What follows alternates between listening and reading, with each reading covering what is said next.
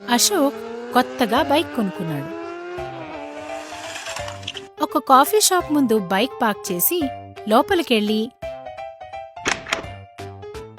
Coffee తాగి తిరిగొచ్చి చూసేసరికి అతని బైక్ అక్కడ లేదు. అయ్యో నా బైక్ ఏది అని అనుకుంటూ ఇటు అటు చూస్తున్నాడు. ఇంతలో వంశీ అక్కడికొచ్చాడు. ఏమైంది సార్? అరే కొత్త బైక్ సార్, ఎవరో కొట్టేసిండు. అవునా? పోతే పోయింది, ఏం పర్లేదు. మీ బైక్ ఇన్సూరెన్స్ ఉంది కదా, మొత్తం పైసలు వాళ్లే ఇస్తారు. అయ్యో నా బండికి ఇన్సూరెన్స్ లేదు సార్.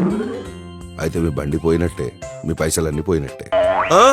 అని గుండె పట్టుకున్నాడు. ఏంటి సార్, హార్ట్ అటాకా? హెల్త్ ఇన్సూరెన్స్ ఉందా మీకు? ఆ? హెల్త్ ఇన్సూరెన్సా? లేదు సార్. లేదా? అయితే హాస్పిటల్ ఖర్చులకి మీ ఆస్తులన్నీ అమ్ముకోవాలి.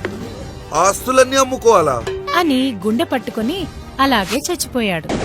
అతని భార్య అతని మీద పడి ఏడుస్తోంది.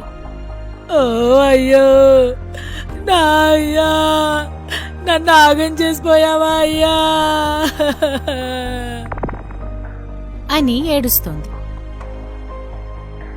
ఊకో అమ్మ ఊకో, అయిందేదో అయిపోయింది. మీ ఆయనకి లైఫ్ ఇన్సూరెన్స్ ఉంది కదా, ఆ వచ్చే డబ్బులతో మీరు బతకొచ్చు. ఆయనకి లైఫ్ ఇన్సూరెన్స్ లేదు, ఏం లేదయ్యా. లేదా? ఇక మిమ్మల్ని దేవుడే కాపాడాలి. ఓ అయ్యో, నా అయ్యా. చూసిరు కదా, గీతని పేరు అశోక్, గీతని వయసు 24 ఏండ్లు.